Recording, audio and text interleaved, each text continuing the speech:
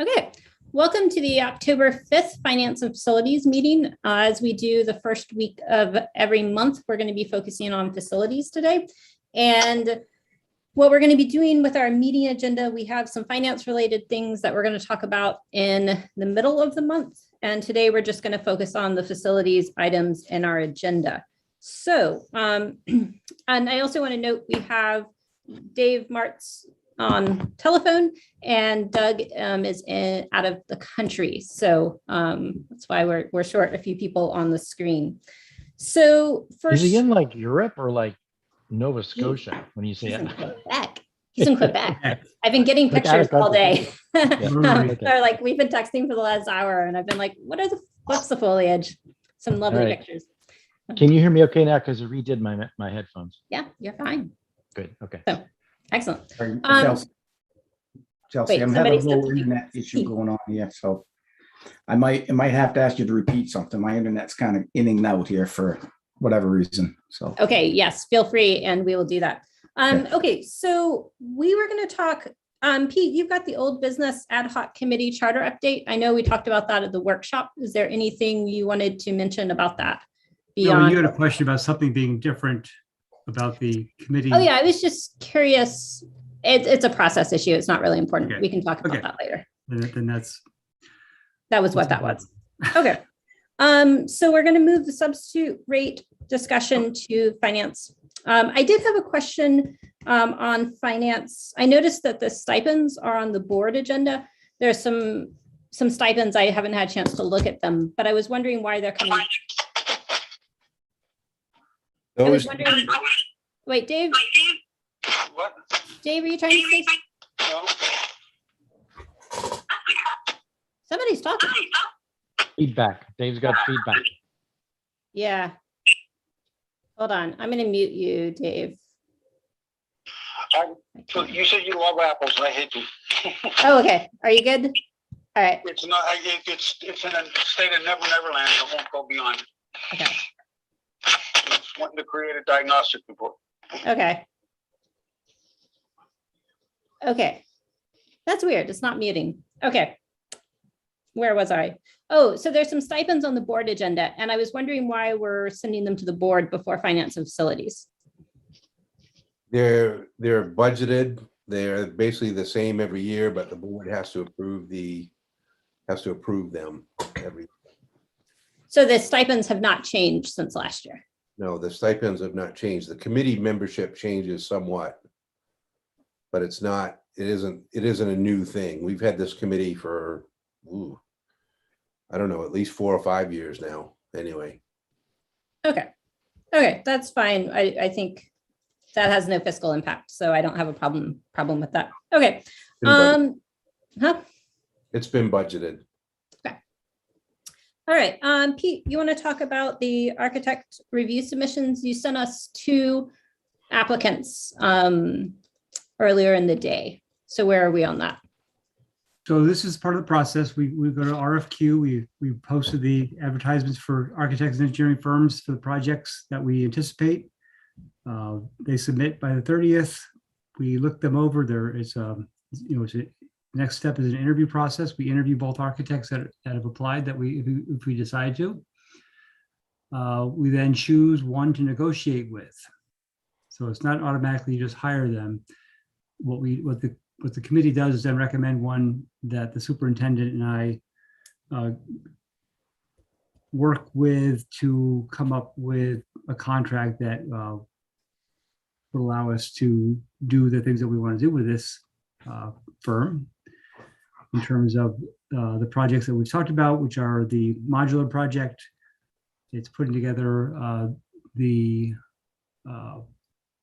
projects that could be used for a potential school revolving renovation fund, which is a loan program where the rate is 0%, and for us, at least a minimum of 40% is then written off immediately. So if we borrow $1 million, we pay back $600,000. It's done through the main bond bank.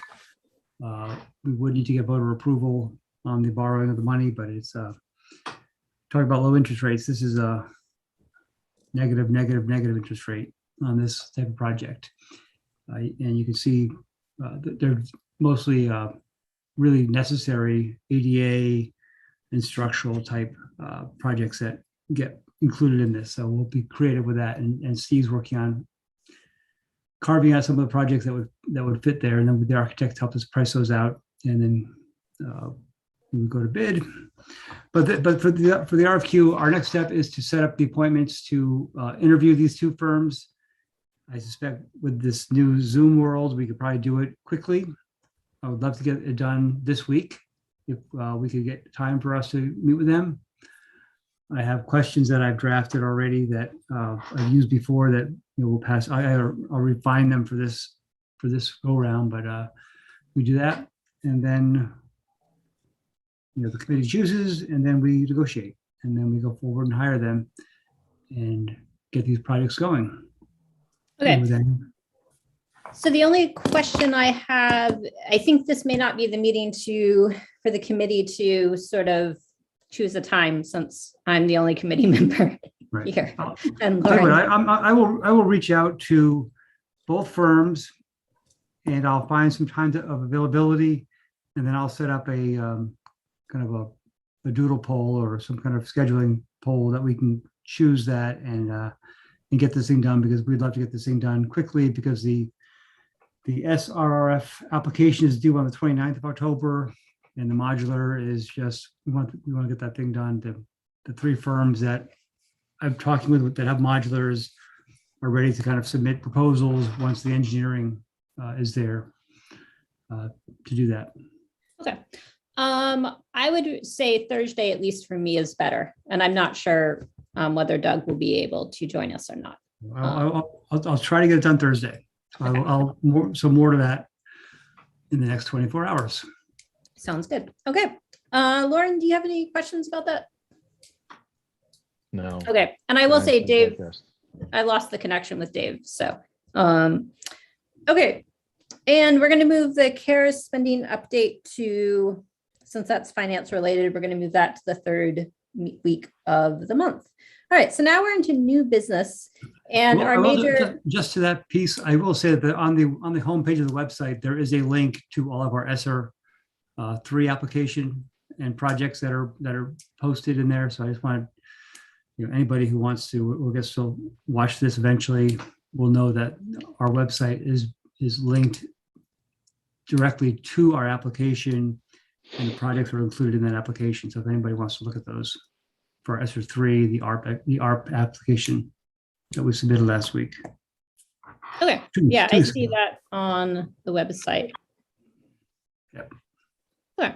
And I assume there were no changes from what we had discussed, or there were no. These are just 4 major projects that we've discussed that were part of the ESSER 3.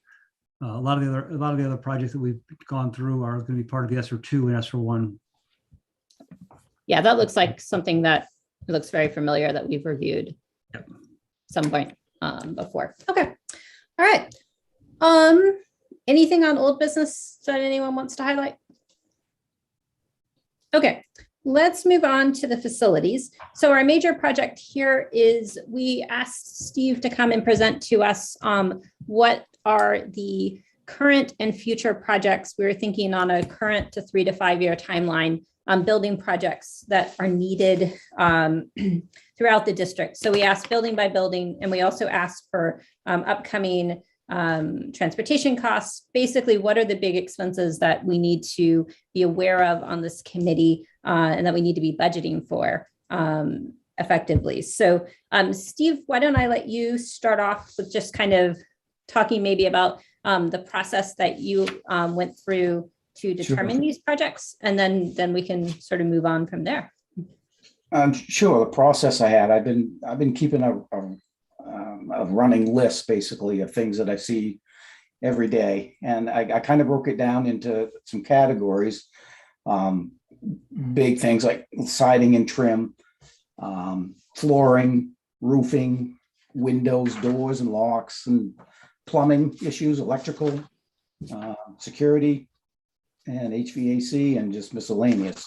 So I took those headings and went to each school and made a list out and made an estimated cost, Chelsea. This is just me throwing a number out there. Some of it is kind of closer than others, and others I'd have to really look into it. But that was my process. I had a bunch of stuff that I've been, like I said, collecting over a couple of years and just keeping an eye on things. We do have a lot of big ticket items. Each school has quite a few things that we could do. We could, if you want to go down through them all, it's fine, but those are the headings. Roofing is really big for us. Those are big ticket items. Windows, believe it or not, windows and doors are very, very expensive to put in. So we need windows in every school. And a lot of cases. Yes, Lon. High school, $1 million to Portland West. Is that to finish the windows? Yes, that's the phase 2 of the project And- that we started. Yeah, and we're doing some work to the South School now, because I was there with John in the field and a couple others, and they were like replacing trim and stuff, right? So some of that's already happening like that, right? Correct. We started like a phase 1, Lauren. We started at the top and started to work down. We did the overhang, the soffit, and we replaced all the trim boards at the top. And Great. doing that, we use, like John said last time, about the AZAC material that is once and done. So Yeah, yeah, good. we also increased our amount of soffit under there, which increased our air quality flow. Good. Up, Yeah. for the whole building envelope. So that was an extra bonus, and it went well. And yes, we've Good. gone all the way around the building. Great. Hoping to go into phase 2. I mean, it's a big project, Warren. It Yeah, really it sure is. Yeah. we have some Thank you. issues over there that we really should look at really on the short term. Did you find anything so far, like doing that work, like you didn't expect, or is it basically what you're We expecting? found a lot of damaged material, a lot of Yeah. rot, Right. and we're expecting that there's going to be rot in behind on the sheathing, behind the siding, behind the bricks. Right. And Yeah. because we've had water issues there for a while, and the one brick wall that I'm concerned about is on that side by the football field that you was there. Yeah. It's coming out from the wall right now, and it's not good. There's a lot of water that's gotten down behind there. Either it wasn't installed correctly, or the flashing wasn't right, Right. or whatever the case may be. But we believe that the water's got in there. It's frozen. It Yeah. pushes against it, and then just continue on and on and on every year. So Right.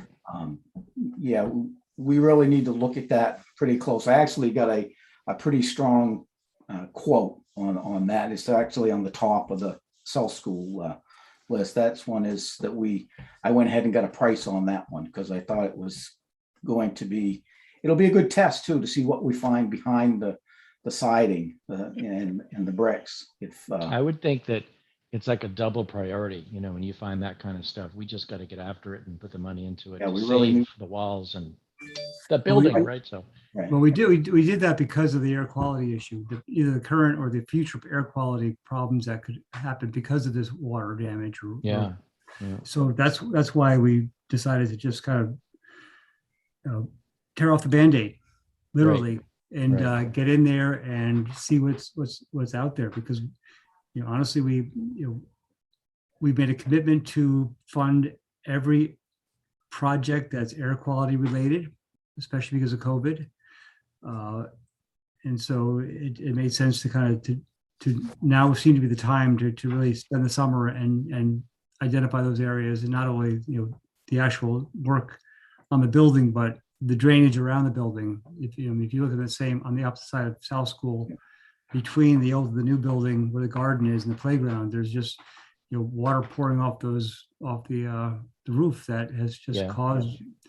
We've made great strides on that, Pete. I was there on this last big rainstorm, and it was draining properly. The water wasn't building up against the building, and I think it's going to benefit the entire complex. So Good. Short term, it looks like it's working the way we hoped it would. So Let me jump in, because I think what I'd like to do is make sure we talk about the big picture, but then actually go building by building and get sort of the highlights and answer questions that people have. So let's save South School, particularly because we do talk a lot about South School. And so some of these others, I was like, oh, that's good to know about. So Dave, did you have a question? I couldn't tell if I saw your hand up. I was questioning, the quote you got was replacing the brick with brick? no, it's taking the brick down and replacing with vinyl siding. And the Okay. reason for doing that is because the back side of the building isn't brick. It stops on that corner, and it would flow with that. It wouldn't like it be sticking out. So we thought if we I don't were to I don't have a problem with that, okay? I just, think was brick curious. repair would be more. So That's why I was thinking brick would be expensive. yes, it would be. You're absolutely right. Okay, thank you. Okay, so we're looking at basically, these are all maintenance issues. None of them are really like improvements in terms of like what people are asking for like outdoor classrooms or. Correct. Yes, mostly maintenance things. Yes. Okay. And since we are kind of in this position that predates you, we're in this position of having a lot of unfunded maintenance. Can you talk a little bit about what your maintenance plan is going forward to make sure that we're keeping up with it and not just like dealing with these problems? Well, Because it sounds like you've got a good one. Well, I know what we need. I mean, it's really in your folks' hand on the funding and just stay on it each year. Don't skip a year, basically, and just go through the list and see what's the most important first, and just start there and just keep going. Like I said, each building needs things. Each building needs big things. Each building needs small things. So. It's really up to the board and the committees to go ahead and make sure we get the funding to do this, and then we can get it done. It's not going to happen overnight by any stretch, because these are big things. Summers are very short. I would hope to be able to find some of the projects that we could do and corn off an area and do it during the school year. Some things we can, others we won't be able to. So if we're all relying on summertime to do it, that's a short window to try to do big things. So When you say every building needs things, even Owl's Head? just a couple of things that Al said, just minor things. I talked to Ben Tripp down there. He's just got a couple of things that are like a safety mat in front of the stage, so that kids, when they're running in the gym, they go up against the stage. He looking for some shades. My big thing down there is the air handler units. When they were put in there, they really didn't have a good access to get up there to actually change filters and service the units. So we need to kind of reconfigure that whole thing so that we can maintain those things. So that's probably, Ben wanted some paving done. The dirt parking lot, he'd like to have that paved. He'd like to have a bigger pre-K playground. So I put that on the list. So let's come back to Ash Point when we get to that, because I do want to keep the projects really segregated. So thinking about the budgeting, when we had the budget process last May or so, you mentioned that you were thinking probably, was it $1.5 million to $2 million a year for the next 5 years to kind of catch up with all of this maintenance? Yeah, I think that's what Pete and I talked about. It sounds right. But Now that you've done this list, now that you've done this list, what would you say? Yeah, I'm gonna say, oh, maybe more. But, Also, remember, some of these things we actually do as part of the budget now. So when you read something about a floor and a grade level or some indoor work, we do make sure that we hit some of those projects every single year. The roofs we do maintain. We do keep money in the budget for some roof repairs. So every couple of years it requires more than just the regular amount, but we don't defer those things. We haven't been since John and I got here. So how much are we putting in currently just to sort of maintain the buildings, not for the sort of extra level of unfunded maintenance? There's probably $75,000 to $100,000 that we spend in the summer. Okay. I think Steve works hard, and it's been changing a little bit because he has more staff now that actually has the ability to do the work themselves. So we're doing a lot more of this stuff in-house. And that saves us a lot of money. Okay. So looking at this list, and obviously we have to, as Steve mentioned, we need to be prioritizing these high, medium, and low. But do we have a ballpark figure of, if we did everything on this list, what is it going to cost over the next 5 years? Because we can use ESSER funding for some of this, correct? Right, we would have to go through and pick out the ones that we could put under ESSER. Anything that's air quality, we could do that, and then take from there and see what's left. I hate to say it, but it's probably not a complete list.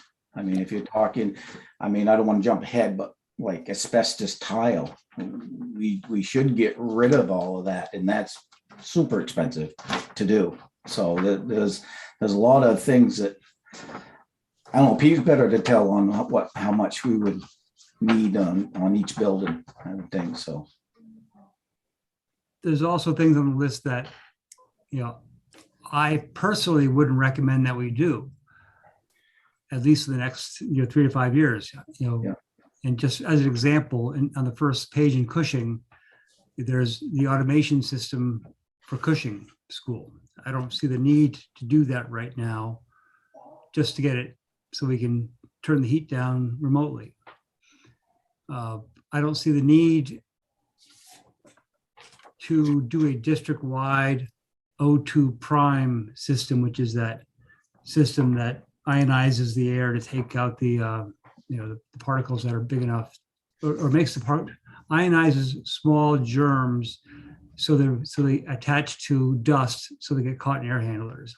I don't see the need for that. I think it was a lot of districts did it. They spent tons of ESSER of CRF money on things like that, and I think the return on that is minimal.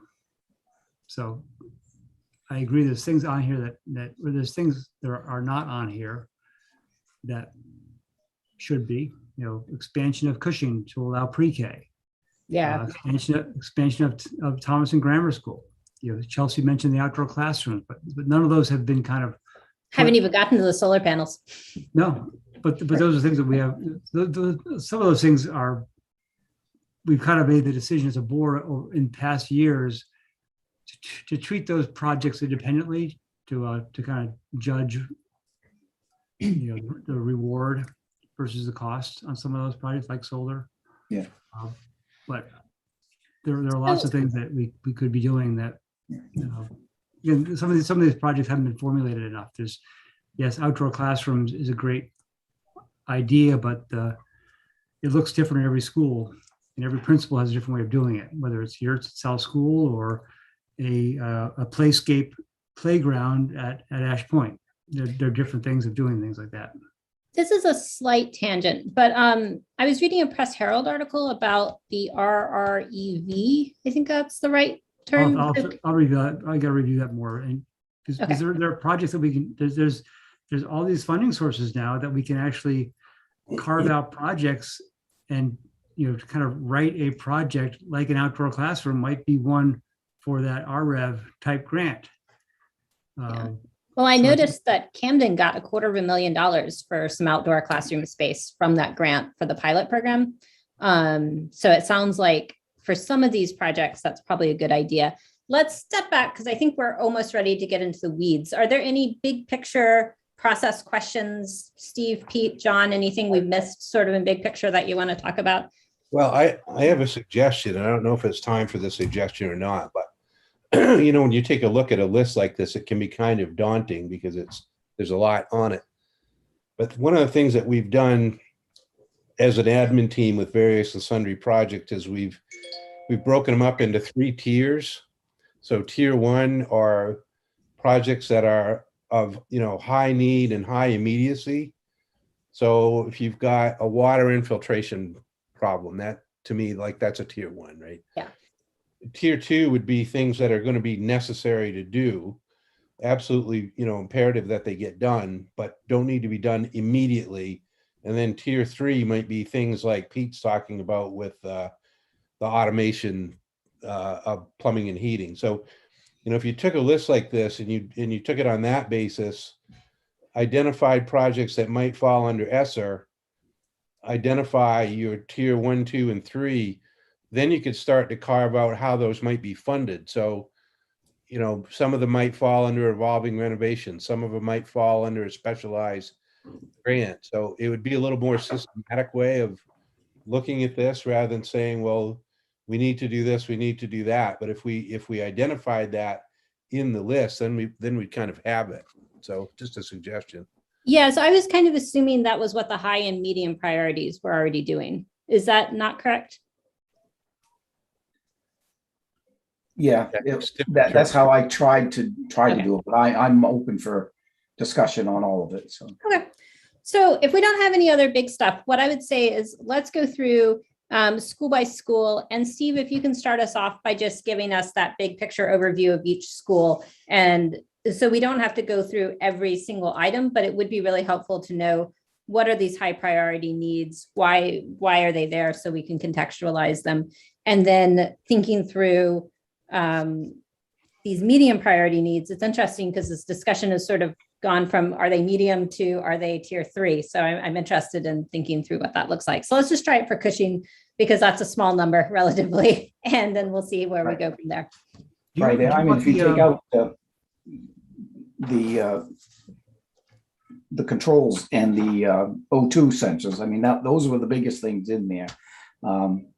But it doesn't really need, what I would see, actually what I saw today is the backside of the cushion. That roof is probably top priority. That roof is going to fail very soon, especially on the backside. I don't know if before I got here down years ago that the first half, the front half was done or not, but the back half is really in really bad shape. I would say cushion, that was the number one thing there. And that's a big ticket item. So the rest of it, is, stuff that needs to be done, but like John said, a tier 2 or a 3, at some point it needs to be done. That and things like the security systems, I put them in every school because they do get they wear out. They just lose their oomph from being new. I mean, smoke detectors don't last forever. It's something we should think about. Definitely not a high priority, but it needs to be on our radar. And I think that's exactly what we're looking for is to know what that is and to know that we're getting it budgeted out. So it's not a surprise. I think that's excellent. Right. Hey, Steve, does the smoke detector system or the fire system have a useful life like the home ones have changed too? So your home smoke detector will only last 7 years. I mean, they're programmed now to just fail at 7 years. Right. Is this similar? I don't believe it is in a commercial setting. I think they are a lot more tech involved, and I hope they don't do it because we've got some old systems. Maybe the new ones, Pete. I'm not sure. I would have to research it some. I don't really know right now. So. But I do know every time I've talked to different security companies and stuff, and they said, that system's really old. When we have problems, it's really old, and you really should start thinking about maybe upgrading. So that's plus they're trying to sell me something too, but yeah, right. But it's true. I mean, I know in the other district over at SAD 40, I had a system in Friendship that we redid, and for that reason. So that's why I listed it. I mean, again, Chelsea, that's probably a tier 3, but it also I wanted to be on radar. So How old is the system? Since in Cushion it's about 23 years old because the building's 23 years old. And that's a fire detection system, right? It's fire and burglar alarm. Okay. Oh, I'd be concerned at a 23-year-old fire detection system. I know I've got ones that are 20 years old and I need to replace them. Mhm. Yes, you do. They still work, by the way. Every time you cook dinner, they go off, you know. But the point being is, I'm sure you're testing them regularly, right? Yes, we have a yearly inspection. We do, yes. Okay. And they I'm- pass every year. We I'm haven't not- had any failures, so, Now, are they connected to a central system? yes, they're monitored by Seacoast Security is our contractor. Monitors it 24/7. Okay. I'm getting nervous when they're that old. Yeah. Okay. Can they just be replaced? I mean, without replacing the whole system? I would have to research it, but I believe that they could. It's not as difficult as putting in a brand new system. I think they can reuse a lot of things, although if you're gonna upgrade, I would think you would want the wires upgraded as well, but I mean, we spent a lot at the high school. We upgraded that with the expansion, and that was quite substantial. They was there a very long time putting that system in, so. I could talk, I'll talk to you offline. Okay. Okay. So I'm curious about, and I think this will probably show up, it looks like it shows up on a couple of them, the card swiping system. Can you talk a little bit about what that is? Well, I think that's the way we're headed in society and everywhere else. This is to go touchless at all of our buildings, the way we have, we've done that at Ash Point with the new building. During the construction, we wired every new door to allow a keyless entry, which allows us to use key cards and actually limit the use of them to certain doors by certain people. They can be programmed that way. So that's been kind of a goal we've been replacing as we can. But this would just be, I think you just price it out as if we just, if money was no object. Well, and that's really what we do need is like a list of what are the things, because we can't prioritize if we don't know everything that's going on. Okay. So right now we're just taking every opportunity we can to get these things upgraded as we go. Okay. And can we talk a little bit about the HVAC system? Because my understanding was we did a lot of renovations with COVID. So I think I'm not really clear what we've done and why we still need more renovations with that. Well, we did a lot. Are you Cushing right now? I'm sorry, go ahead. I'm thinking about with Cushing, but it is in every building. So if you want to talk about it generally. That's what I'm saying. The O2 Prime system is that ionization system. And I personally, I wouldn't recommend it to me, that's a tier 3 or lower priority. But you wouldn't recommend doing it or recommend prioritizing it? What's that? You wouldn't recommend doing it or prioritizing it? I wouldn't prioritize that project very high on the list. I interpret that as like, let's just not even think about doing it. I kind of, that's where I am with that. Take it off the list. So John, Steve, what do you guys think about that? My opinion, I don't even think it belongs in like a low priority at this point. So the talk among superintendents, so a lot of school systems were sold these systems during COVID. One, because salespeople knew that school systems had all kinds of money to spend. And they had this nice new product, which they claimed ionized the air and killed germs and viruses and everything else, when we've learned a lot more about COVID than to necessarily jump on that train and spend a huge amount of money on it. I'm not convinced. We've looked at it. Pete and I have both looked at the literature. We've talked to people.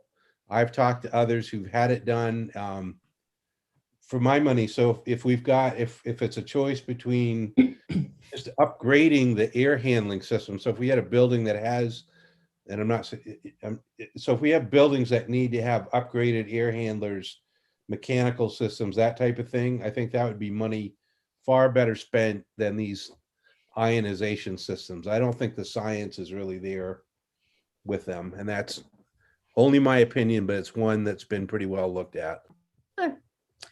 But to your point about HVAC and what we're doing is we are doing lots of small projects with HVAC in every building that we've identified, or anybody has identified as needing space, needing some more ventilation.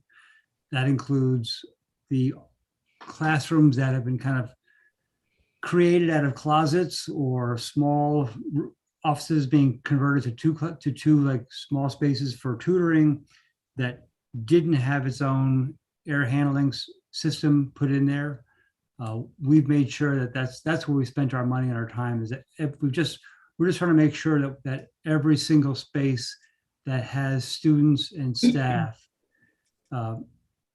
has the ability to be to move air. And in those extreme examples extreme situations where we can't do that, we have portable air purifying systems that can be moved in there. So we have we bought a stock of those. That's kind of our backup for all of our spaces. So there should be no space in our school that couldn't be ventilated one way or another or made safe. So how is that different from upgrading the air handlers? Or what does the That would be upgrading the air handlers do? That would be, for example, the Thomason Grammar School has a system that was built with the school. May have been upgraded a little bit, but it wasn't quite as antiquated as crack ventilation, with a big, external fan pulling air through the cracks in the windows and the doors. But it's not as automated as the high school might be or Ash Point might be. So it's still a lot of doors mechanical doors being opened and closed based on temperature and probably no carbon monoxide monitoring. For example, a lot of our buildings monitor the carbon monoxide and adjust the air handling based on that load. So as the students and staff come in the morning, as that level rises, not only does the heat rise because of the bodies, but the carbon monoxide rises. So the air handling system will move more air and reduce that. So we have systems, again, like TGS that doesn't have that would be nice to have. Okay. So Steve, are you sort of in agreement with this conversation that the O2, the ionization is? I understand where the argument is, and yes, I'll agree. It's the companies that they want to sell us this stuff. And really the only reason I put it in there is that I had that information and I wanted to put it out to you, even though I know that Pete and John had it already. And I'm in agreement now that what we know more about the COVID, like John said, that maybe our money's well spent on upgrading an actual air handler instead of putting these sensors in. So yes, can we just do that now, like across the board, just take it out and put in other things you think make more sense? Just eliminate that thing. It just sounds like it's snake oil, and we now know more from COVID and buildings, and we just don't need that anymore. Yeah, absolutely. We just saved $105,000 on the first page. On the first page, exactly. Times 5, isn't it? Well, I think it was different. They were priced first. Oh no, it's the same price every one. There we go. $500,000. There you go. Perfect. Okay, that sounds good. Talk to me about the roadside school sign. Because I know we have that. Is that an Ash Point too? Yes. Yeah, why don't we have signs? I just highlighted that because they need a sign. I mean, it's just part of being a school and a building and a public building is a sign. I got thinking, and I was actually watching the news the other night when they had that threat, and they had different schools that were involved in it, and all it is, they showed the sign of the school, and it was a nice brick thing with a granite with their logo on it, and we don't have anything like that. And I think that just puts out the image that we're looking to do. And that's why I put it on all the schools, even though we've got some signs on the buildings. I think that would go a long ways for the public to so that we're really care about our properties, and this is us, I agree. I agree that everything you just said, Really? it does show. I mean, that. it's gonna be That's the thing. expensive. There's no question about it. And like I said, that's a guess. I could really nail down a price on from a mason and see what it would take to put brick fill or whatever the committee, what type they want. I mean, but I think we really, especially being in the mid coast with, all the granite and everything around, it just goes with it. So. Is in that the something, environment. is that something we could partner with the tech school and get them to do that as a project? Not granite, but something Hmm. else. John, do you think every school should have its own decision-making for their own sort of like sign, which, or So there's two things. So it would be right and proper for this committee and the board to, to determine branding, but these little community schools in particular, you want to be kind of sensitive to the fact that the community might have ideas about what they might like their sign to look like. You can step in a hornet nest pretty quickly when you start to sort of unilaterally doing things. So it's always good to involve the community in potential designs. I noticed that I think Cushing has a little sort of cute little hand painted sign. It looks like was done at some point, right? But yeah, so they have yeah. something out there, but like Ash Point doesn't have anything. And I've heard that from multiple people that we need something at Ash Point. Right. So, I think it's always good to sort of get some ideas at the community level, especially when it comes to these little elementary schools.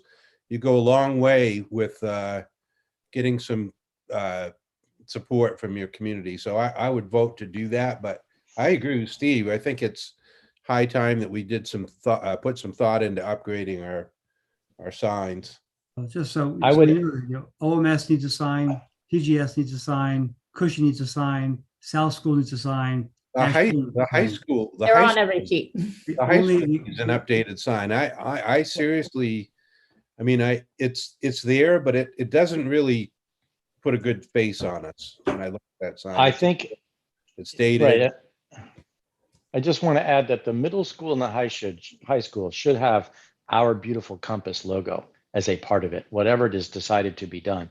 I don't think the other schools need to. They are community schools, but middle school and high school, we have a beautiful compass logo. So All right, let's not get too much into the weeds of design. Because right now, I think the purpose of this right now is to make sure that we understand what's going on and what really needs to be done and things like that. So the prioritization is going to have to happen at a different point. I think we've covered everything that has sort of a major cost. Steve, is there anything at Cushing that you want to highlight that we haven't talked about? Oh, I think we've gone over, yeah, again, I will reiterate that the roof is probably, there's no probably about it. It needs to be done soon. I gotta, that's just tier 1 because Yeah. water damage is bad, right? So Yes. I'm with you, Steve. And I highlighted it for Cushing as the only thing I highlighted is the roof because that's tier 1 stuff. Yeah, I've got a big star with a circle by it. And we can come back to that once we have a sense of what's going on with the other buildings. All right. So Ash Point, Steve gave us a little bit of an overview last time. I was curious why we need to install push door openers. It seems like ADA requirements should have been part of the original process. You're absolutely right. So You're right. I don't know why there's not a handicap open door in there. So yeah, so that actually really surprised me. That seems to me like that's a high priority just because, I mean, anytime you have access. What door is handicap that? access, huh? What door is that? There is none. There's a front door.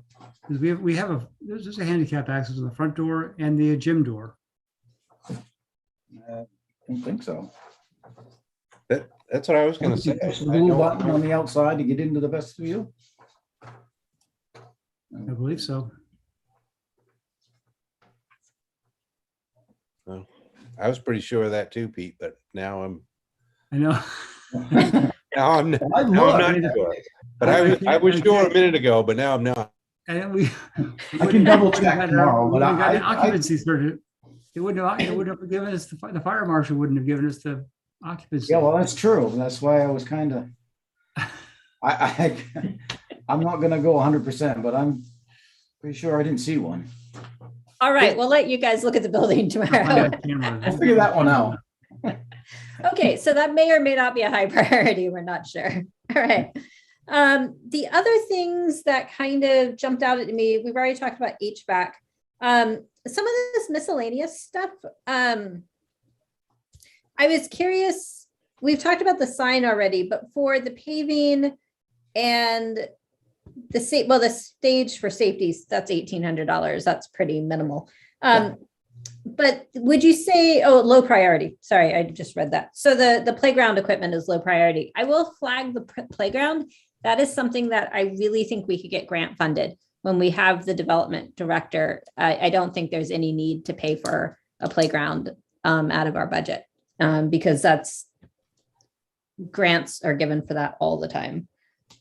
So I'd really like to see us pursue grant funding before we consider that for a budget.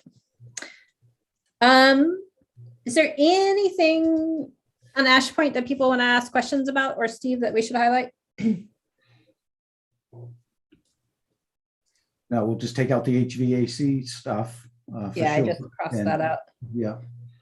I'll double There's the check. mat. I'm double checking on that door right now. I'll have somebody go down and see if they see it. Okay. I'm sorry, I didn't see it. And And we actually, I think intentionally Ben left told that. me, I think Ben said that we need to get a handicap opener on that. All right.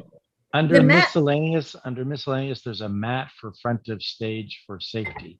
Yeah. So is that, if it's a big safety issue, we should address it. I just don't know.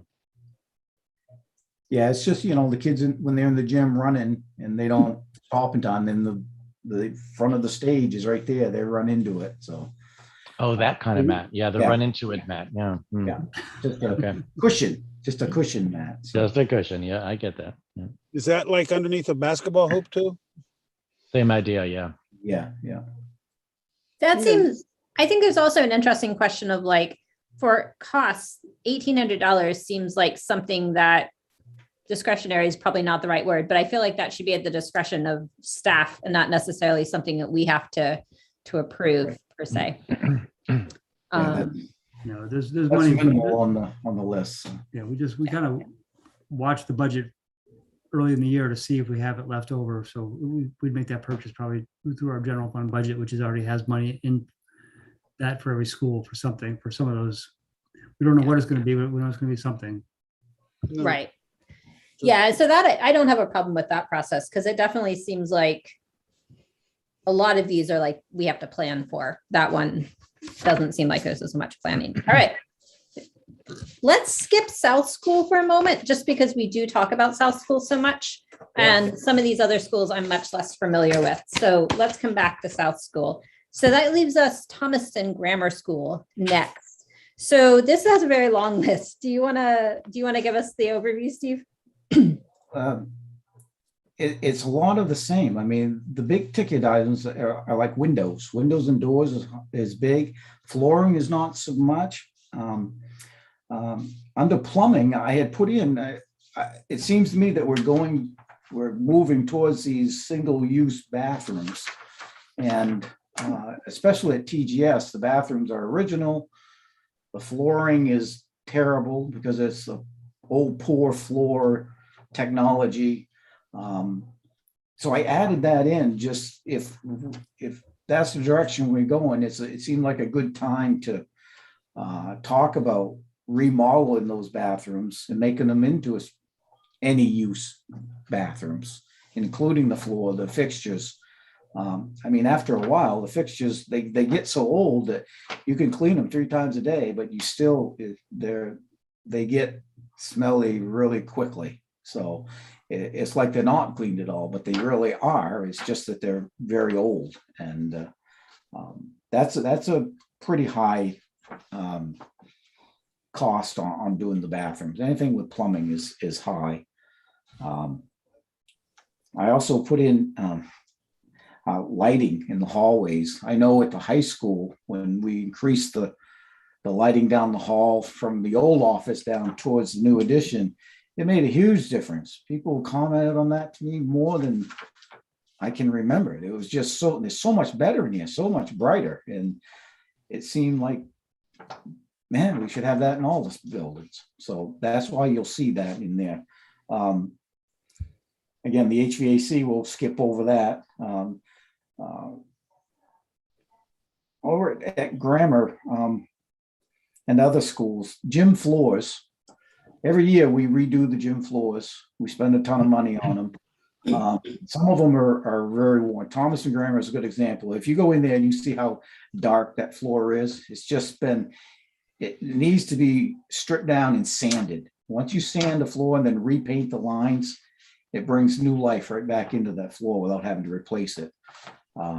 That floor, as well as the high school floor, and I believe I put it in the middle school as well, because those are the old floors that we have, but they still have life left. I know Pete and I, when we had to replace a board over there, we talked about it, and then the contractor we had come in that looked at it to repair this one board. Now we asked the question, what do you think? And if it can be sanded, he's, oh yeah, you've got plenty of material there. So we're in pretty good shape. It's time to recondition it, I'd say. And that's the same at Thomaston Grammar on the miscellaneous. Intercom system is another big one. I mean, I know Pete and I have been talking with Ainsley about the problems they have with that old system that's there. And we're trying to work towards that on getting that. And that's a district initiative. That's a district-wide, every school initiative to make sure that the intercom systems are right. You know, that's safety and communication. That's #1 priority. I didn't see that on Cushing though.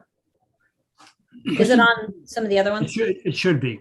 In my opinion, we should have that in every school that has not been upgraded. And we are getting quotes on that, so we have an idea what that's going to cost. Yeah.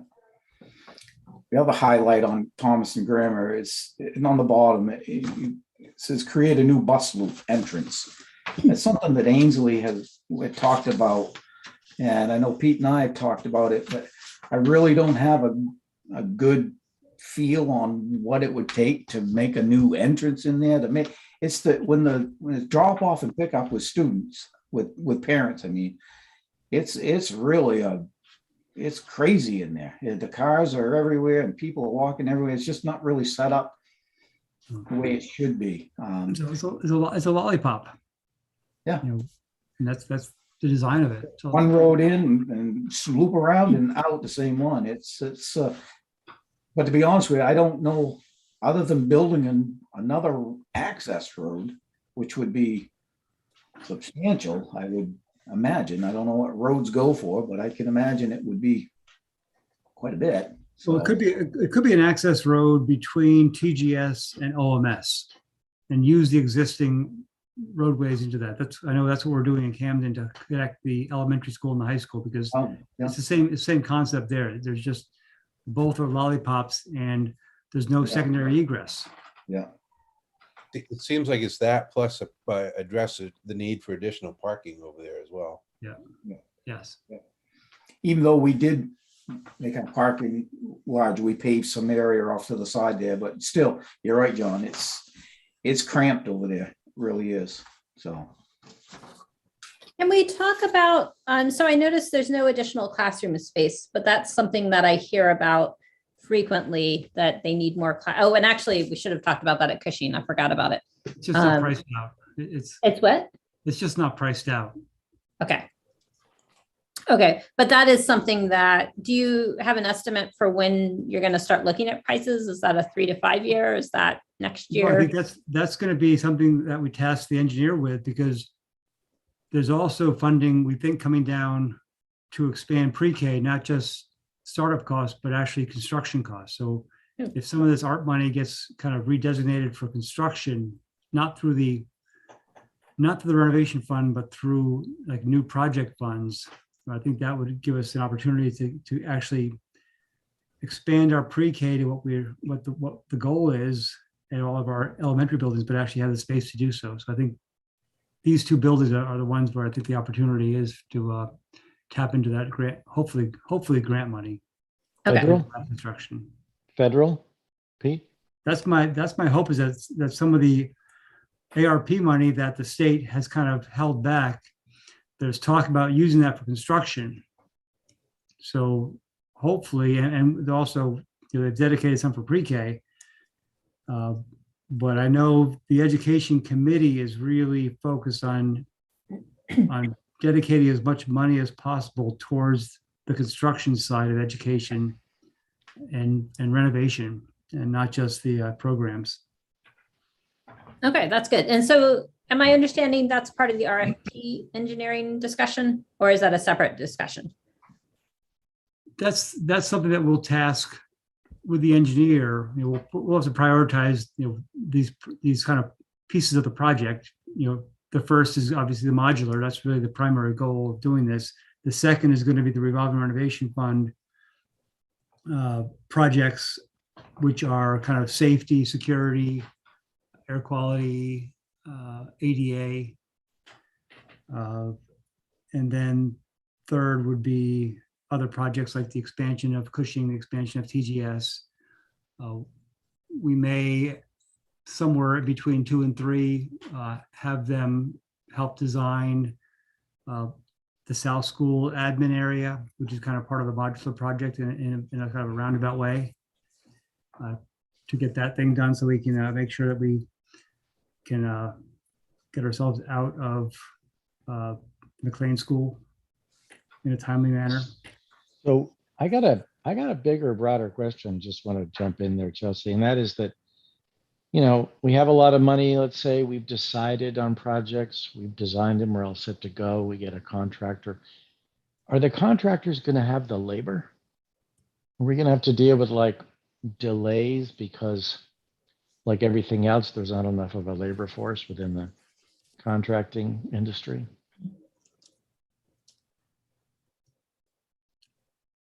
It can be difficult. I know I had. Opinion or short answer is yes. Yeah, I mean, we just got to be ready for that.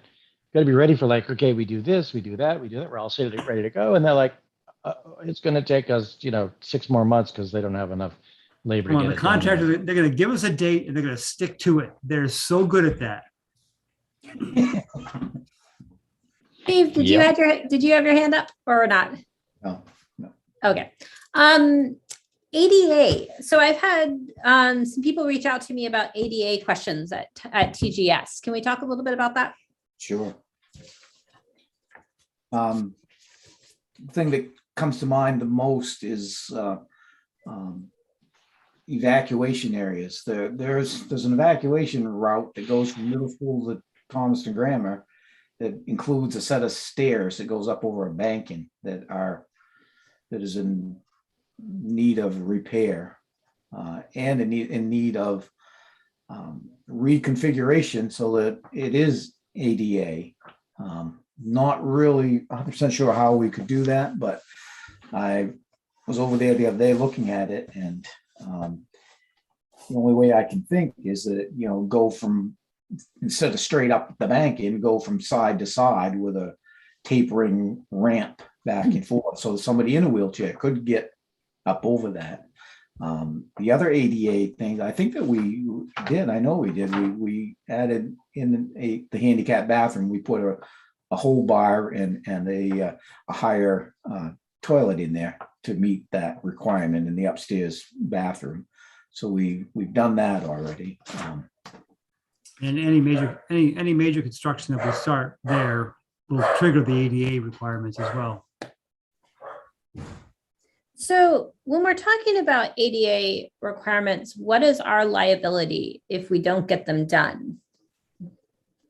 We're compliant with, Okay. We're compliant with statute. Okay, so we're meeting the minimal needs. We're just not meeting the effective needs. We're meeting the needs of the building based on when the construction was done. So they don't, ADA doesn't force you to go retroactively renovate just because but when you do touch something and do a substantial construction project, that then triggers all the regulations and everything's got to be done. And that's what I think that's probably why we've kind of not, well, that would just be something we've got to consider. But it's also, we need to consider it because ADA is on the tier 1 priority list for the revolving renovation projects. Okay, so I don't see, am I missing the ramp? Is that on this list or not? Or like feedback?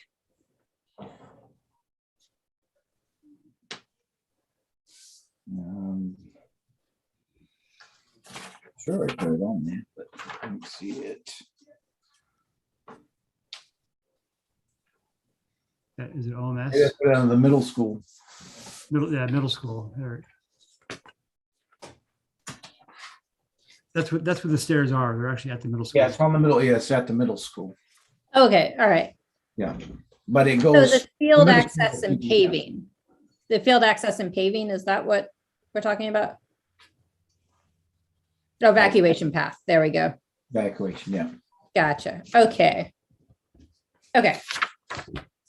Okay. So that's why it's not a TGS. That makes sense. Okay. So in terms of roofing, windows, we're thinking about revolving renovation fund. Is that correct?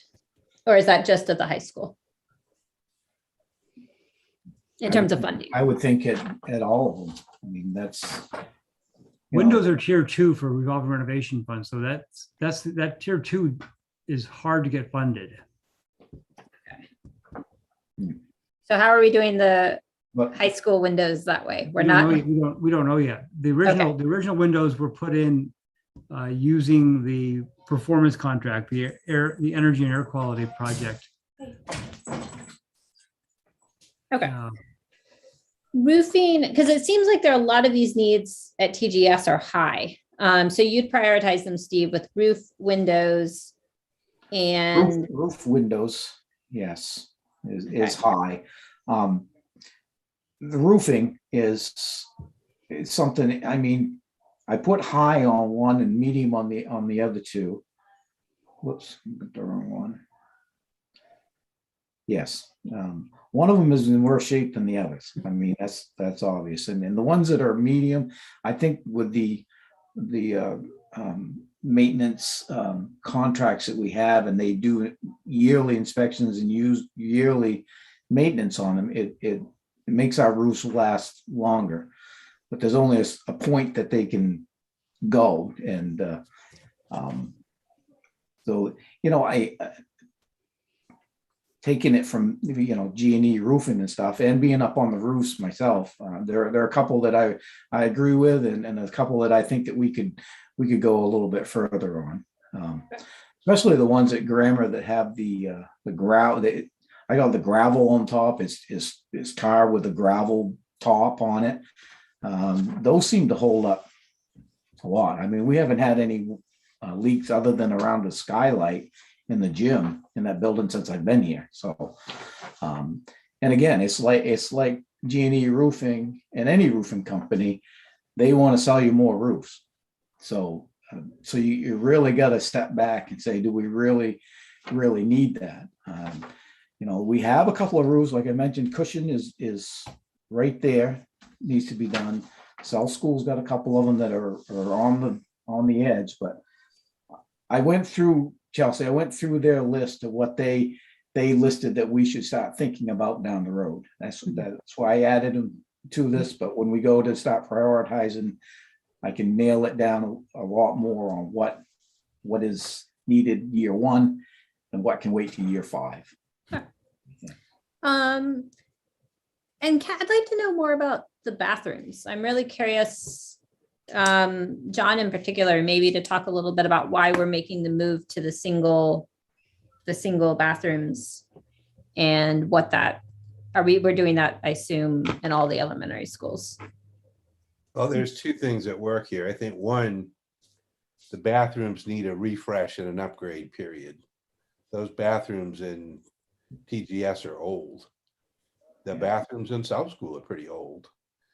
So there's that piece, just a general upgrade. But I think when we do that, I think we want to be mindful of the fact that we do have new laws now, especially in terms of gender identity, that students can pick the bathroom according to their gender identity under state and federal law. So, you know, when we renovate bathrooms, I think we want to be smart about it. We were very cognizant of that at the high school when we did that renovation. So it just in general, I think they need to be renovated. And then when we do that, we want to be mindful of how we design them. That makes sense. That makes sense. Yeah. Okay. Any other questions people have about these?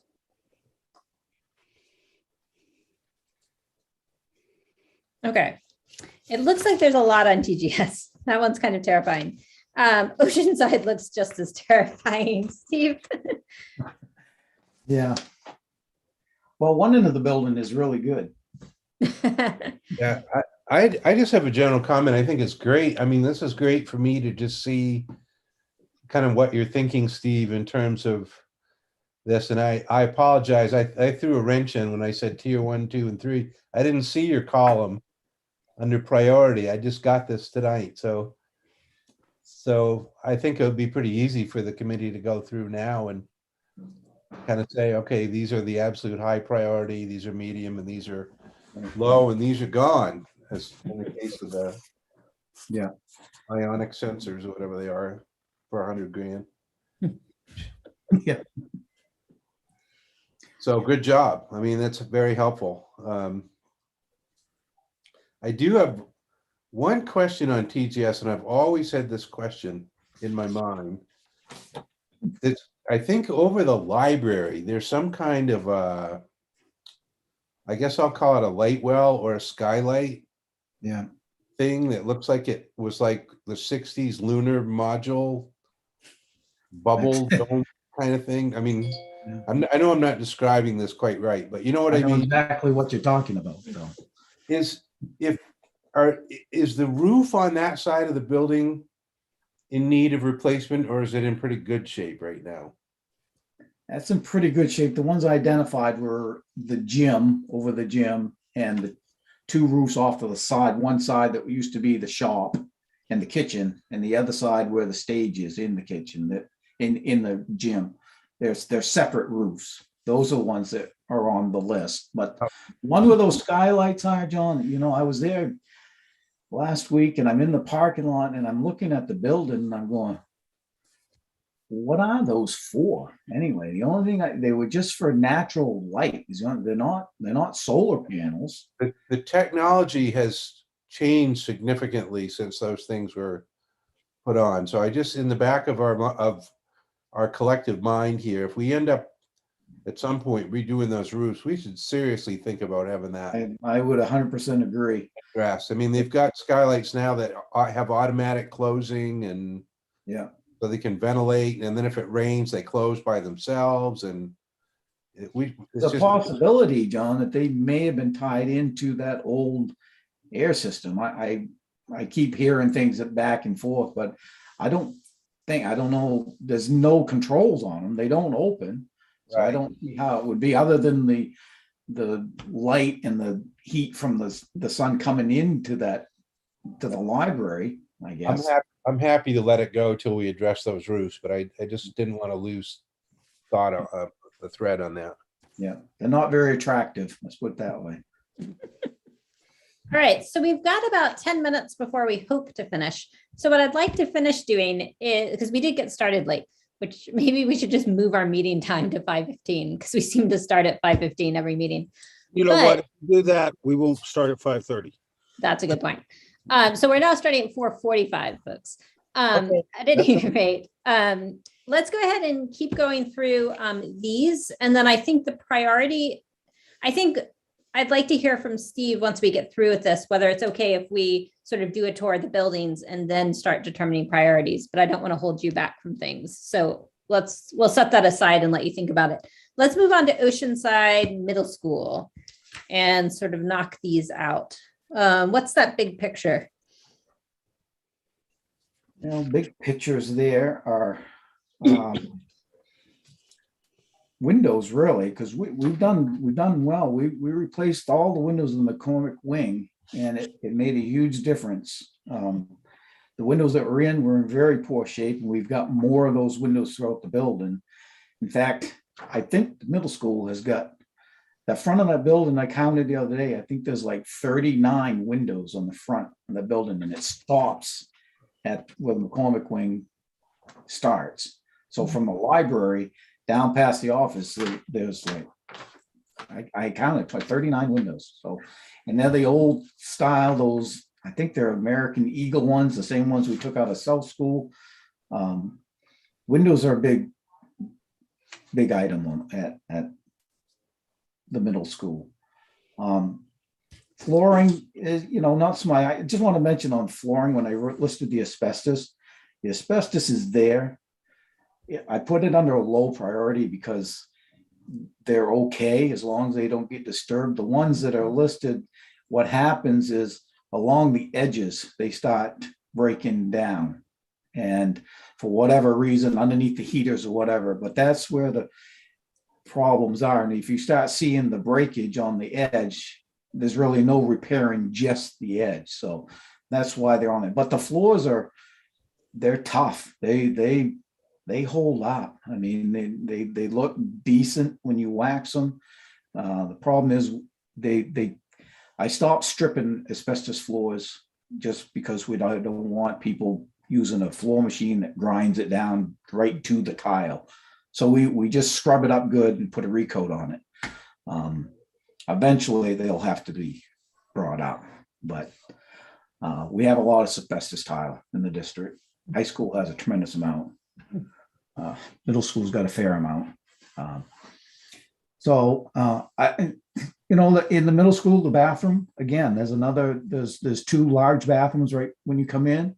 Like John said, on the others, they're old, they're original. They need an upgrade. And if we're going to go that direction, that's a pretty good size project, we'll say. I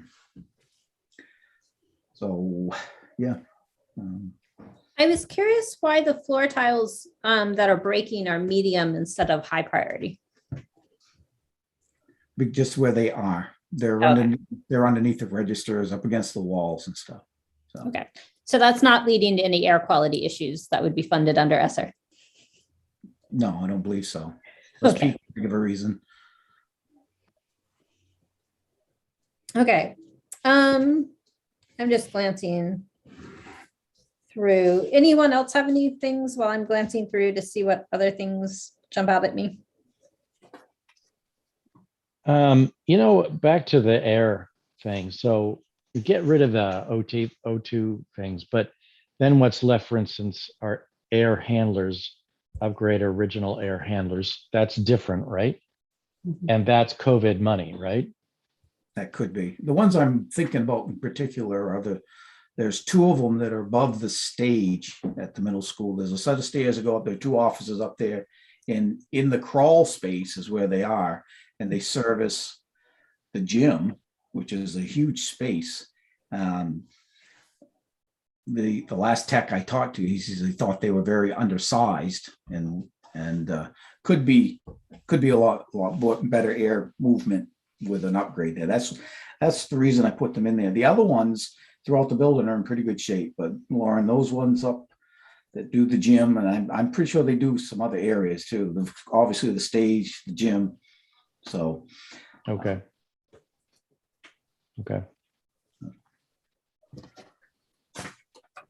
All right. And one of the roofs definitely is a high priority.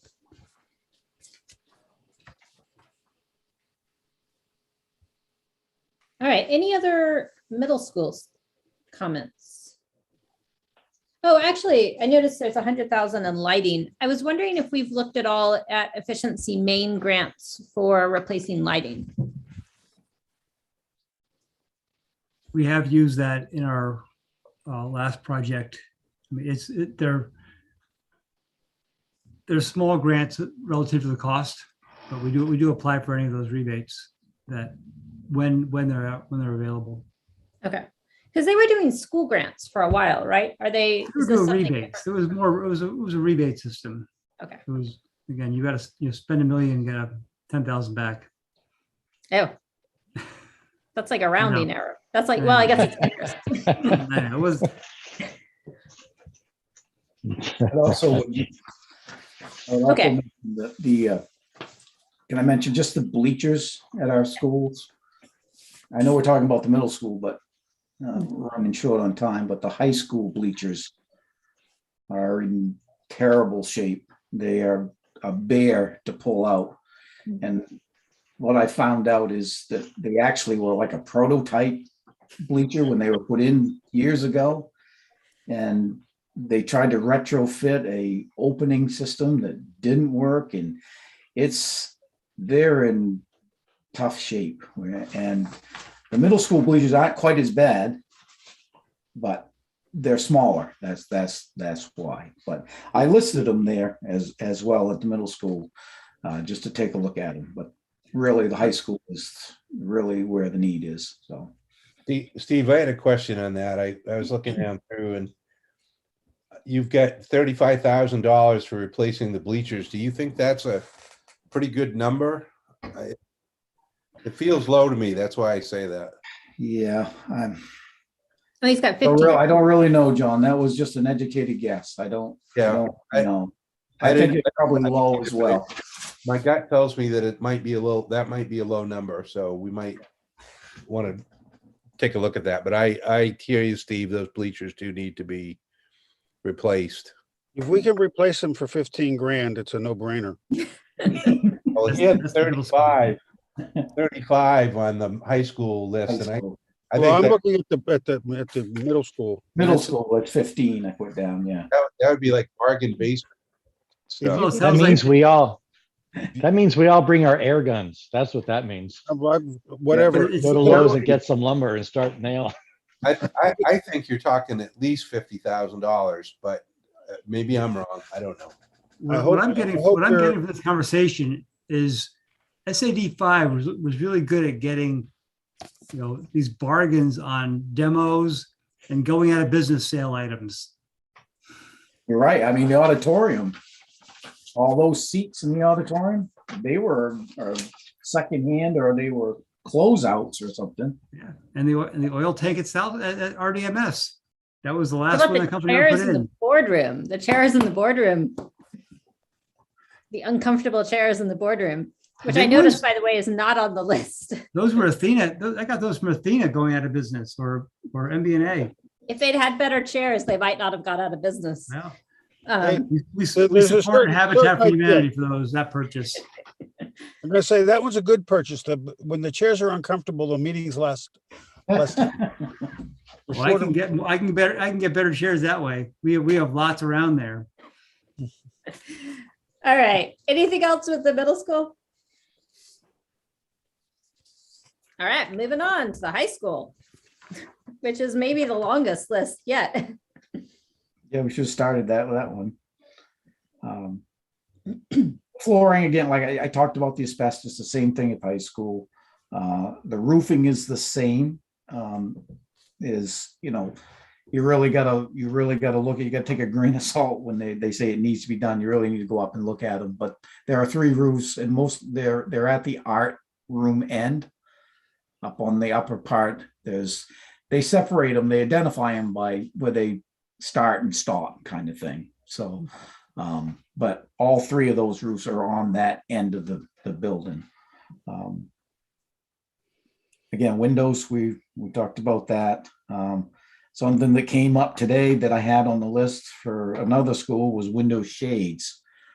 Window shades for windows and doors for lockdown are a necessity.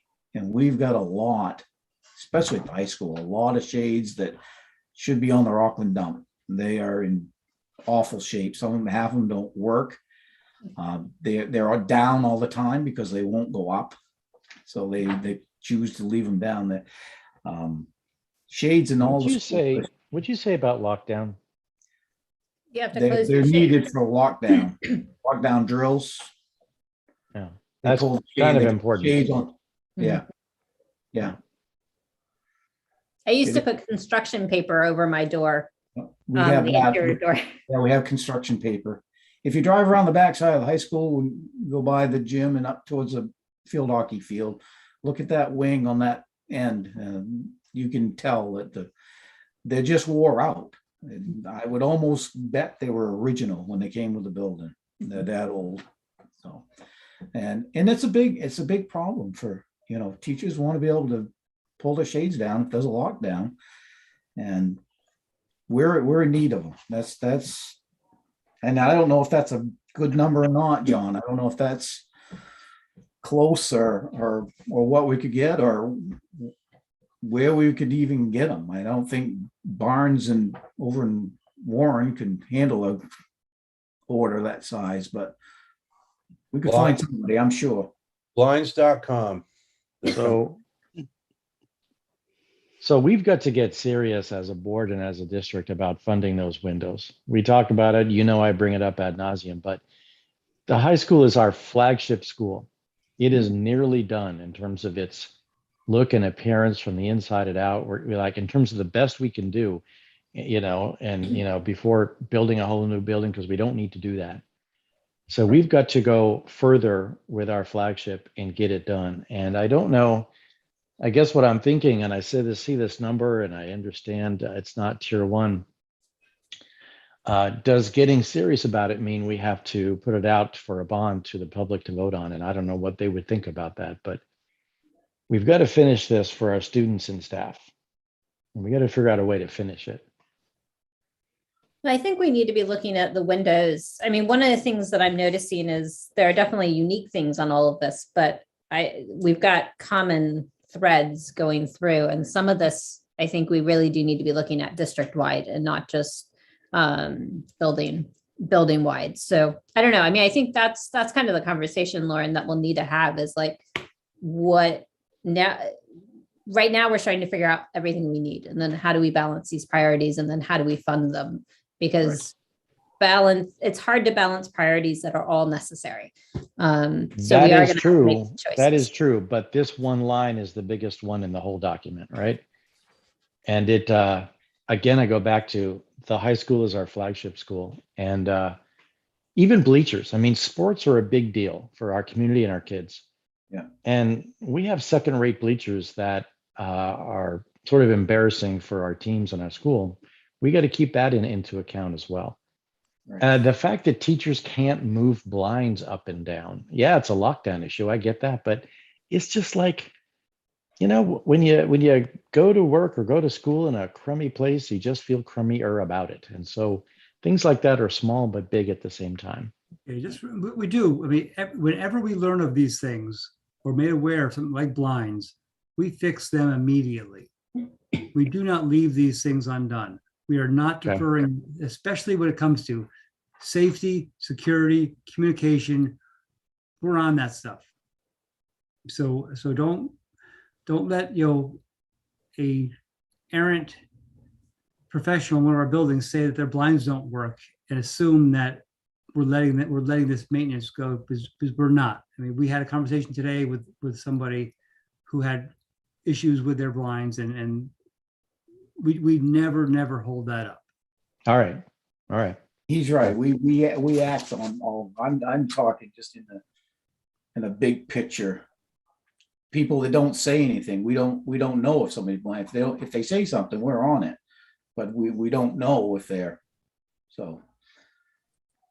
But I believe we'll find a lot that need to be repaired or replaced, not repaired. Can't repair them, but. Good. Got it. Okay.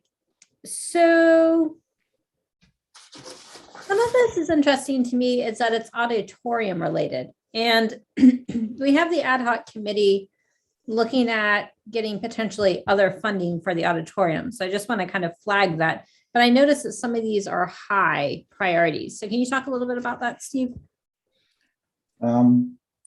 Just that like seats, for instance, in the auditorium. Pete and I've talked about it a couple of times about the seats are not good in there. I mean, they're not comfortable. They're broken. We have to repair them all the time, and it just seems like, back to Lauren's point about being our flagship school, we go in to have plays and events in there. we should have an auditorium that's as good as anybody's. I added that stuff in there just for a talking point.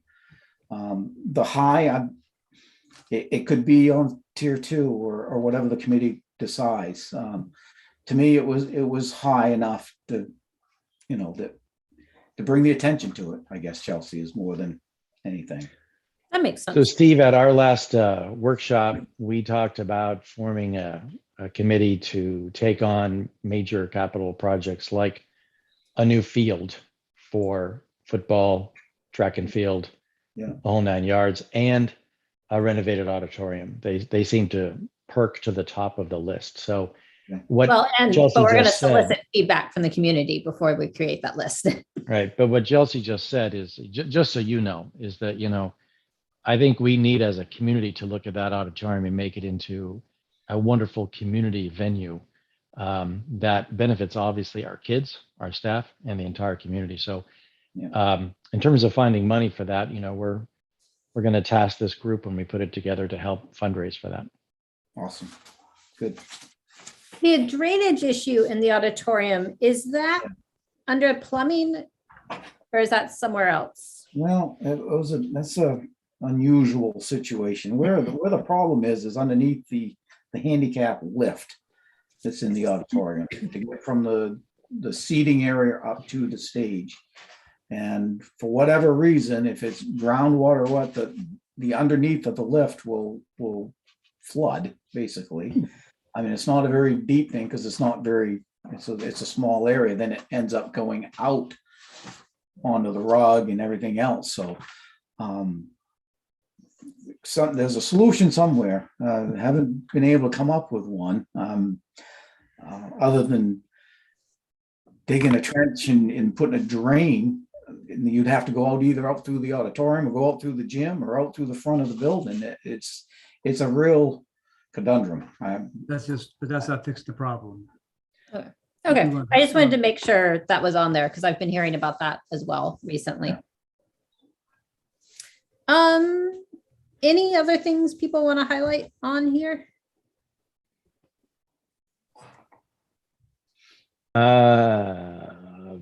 Bathrooms. So at the high school, Yeah, that's a good. Yeah. turn middle original bathrooms into any use, right? So what we have there, Lauren, we've got the 2 girls and boys bathrooms that has a custodial closet in between them.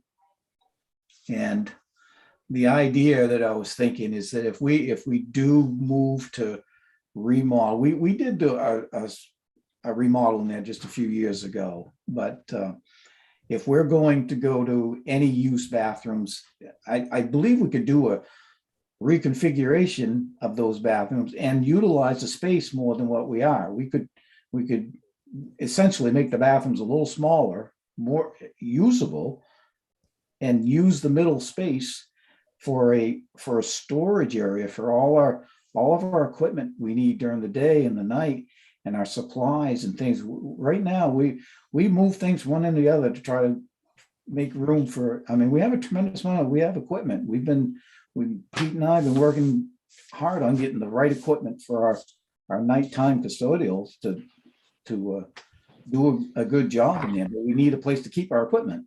So Okay. that's another talking point, I guess. It seems like that could be reconfigured. If we're going to do it anyway, I think we really should look at it. But that's what that line is right there, Warren. Okay. Boy, I've gone dark. Dave, I was just going to say, man, you need a match or something up. Get a Bic lighter or do something. I'm sitting I out. got a light going so I can read my papers. I'm sitting in the car. I don't need any light. I can see you guys. You guys really don't want to see me. Yeah, Dave, it's live on YouTube, just so you know, it's up to you, man. All right. Anything else at the high school? Oh, I can. Let's do South really quickly, because again, we have talked a lot about South. And Steve, you also mentioned that some of this is already in progress. Is that correct? Oh, we did a lot of things during the summer, Chelsea. The trim, the soffit, around that. That's already across the drainage around the building by the playground has been done. That's whole part of the whole drainage thing. The playground was enlarged. And bad sidewalks were replaced. So, and this is on top of it, the first area for siding and stuff, but we've got a good start on it. I think we should continue with, however we want to categorize it, phase 1, 2, or 3, to start doing the siding. The old cement board on that building is failing. And like I said before, we more than likely have water damage in behind. And that turns into an air quality issue, and it needs to be addressed. The brick wall by the gym, that should be on the high priority for sure, right off. Is that the brick repair? No. No, brick repair is repointing. What that is we've got pieces of the mortar that is crumbled out of it, and what that is, they kind of scrape it down and they re-mortar it and repoint it. It's like grouting. Right. All right. So where is the brick wall we were talking about? Just on the chart. It's the wall, it's the south wall on the gym.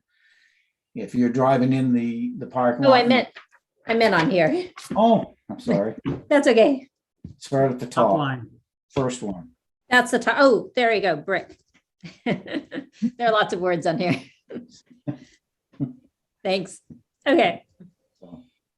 And again, that's more of a closer, that's a quote I got for that. That number is pretty solid. So. Okay.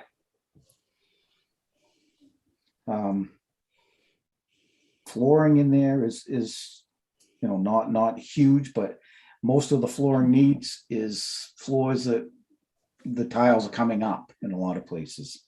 And instead of re-gluing them down to do the floor over, it's a much better job and looks a whole lot better. So, and again, we talked a little bit about the roofing, that we've got one roof that is on Old South that goes all the way from the old alternative ed all the way down roof 3.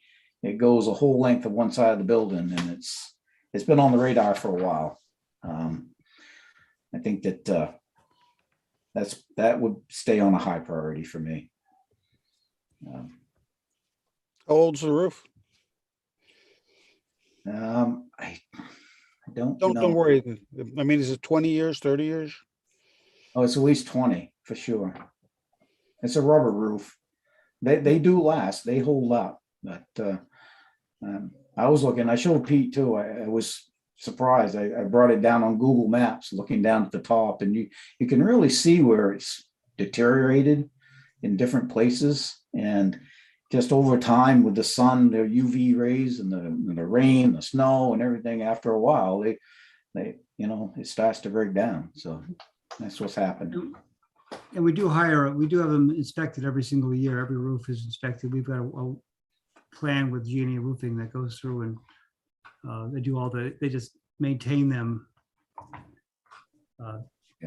Preventative maintenance every year. Right, We exactly. have to come in and Windows at South School, we made a good start on it. We've put in quite a few. All the cafeteria windows are replaced, and down around the front by the kindergarten wing on the front side, which was really needed badly. And the idea is just continue along with that, the same as the other schools with windows. And you almost could say, I mean, we talked about them being able to operate easy so that they can open to get more fresh air. Yeah. So that's so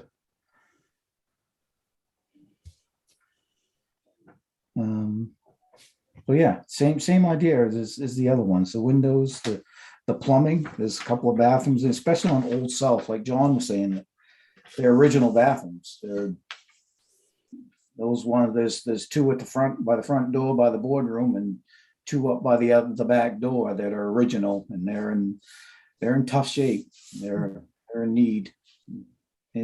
So That's why I listed them. So Who's using those? Oh, the pre-K is using them, right? pre-K has their own. Actually, pre-K, Penquist added a couple of bathrooms this summer in the rooms. So they're in pretty good shape as far as that goes.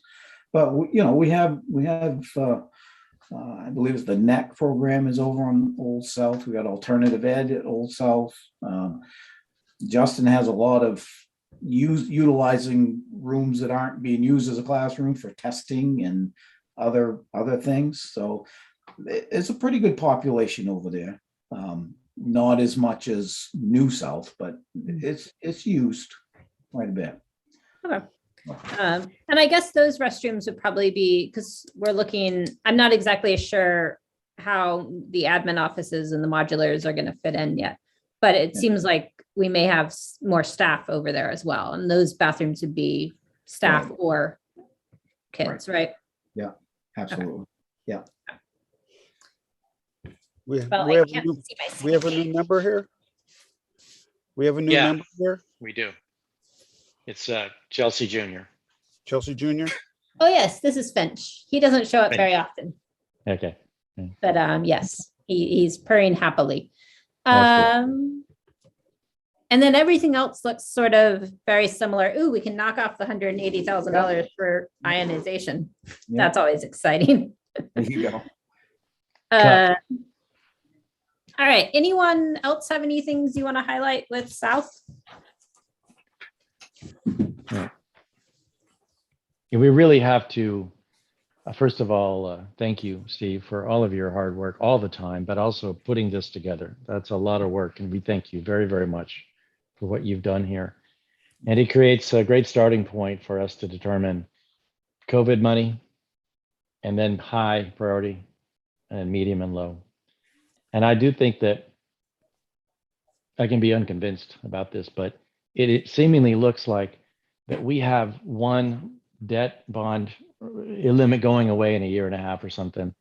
And we're gonna have to do another one to fund the things we really got to fund. I just don't see how, unless, tell me if I'm wrong, that we're gonna be able to do that within our general operating budget year after year. There's a lot of stuff here. There's a lot of stuff. There's a lot of really important stuff here.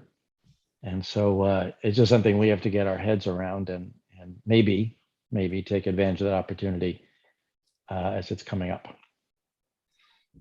I definitely think, yeah, we need to have, this helps. Thank you, Steve. This helps me understand like what are the big pictures, and it puts some of the wish lists like the solar panels and a different perspective. But I think that this gives us a lot of information, and yes, we need to be prioritizing. And I think we do, Lauren, I'm echoing Lauren from earlier, we do need to take responsibility as a board for making sure that our buildings are being properly maintained. And that we're doing what we need to do with them. What that looks like, I'm not sure, but I think that's our next task. So Steve, I think it does feel like we need to do some prioritization to help you out. But I'm wondering what you're thinking your timeline is. Well, I would say within, if we go through and get the high ones, with 1 to 3 years on the high priority ones would be realistic. It really depends on how many we can do other than in the summertime. Summertime is not a long time. It's 8 weeks, and that's not a lot of time to do big projects. So we'll have to look at that as well. When we can do it is going to have a lot to do with how long it's going to take. If we only work in the summertime, things that we want to get done in 3 years, maybe 5 years. So it's Well, but we did a lot this summer, didn't we, Pete? I mean, we got a lot completed this summer. Right. So I'll add a little bit to that question, or I'll try to answer from a different perspective. I think this needs to kind of be prioritized, definitely by administration with support of the board in the next 4 to 9 months. Because I think that based on what funding might be around, we could really leverage low interest rates grant funding, the revolving renovation funds, and even funds we don't even know exist right now. And really kind of save the taxpayer a lot of money in potential costs of this by not deferring some of this. And maybe think of next, not this coming summer, but the summer after as one where we actually dive into some of these projects and get some of the big ones done. But even if we just total up everything on this list except the O2 system and the one Cushing system for automation, if we just said yes, go ahead, do it all, Steve, that's $8.6 million. That's just under $600,000 a year in a payment to the budget. How many years? It's a 20-year, 3.25% Okay. straight amortization, but it'll actually be a little bit more upfront. But that's, that's not, I mean, it's a lot of money, but it's not a lot of money. How much is the one we're retiring? How much is the payment? About $250,000.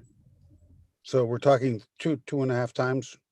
Well, no, this is just if we just went and bonded it straight out, no grants, no loan, no other, no other funding programs from the state.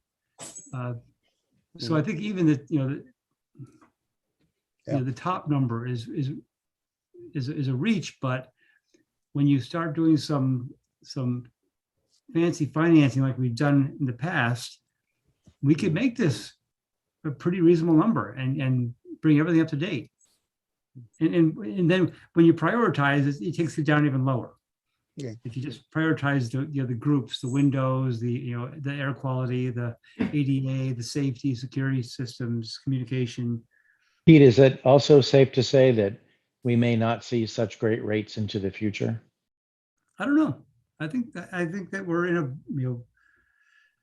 there's a lot of forces on interest rates, and it's not just inflation. Interest rates are being, they're still, at lows because, there's still demand for bonds, and there's still money going into the bond market.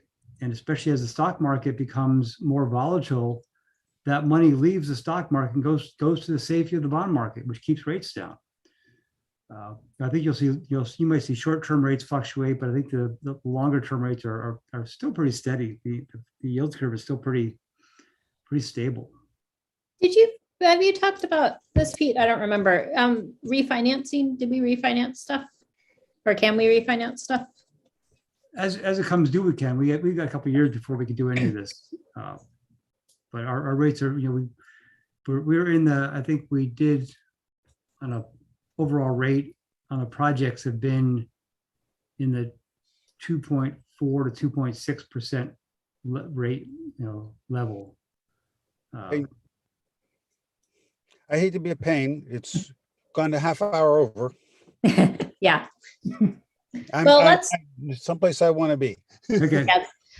Let's definitely wrap up. So I think Modulars. Got to hear about modulars, please. how about, so what I'm thinking is let's move that conversation, if it's okay, to November.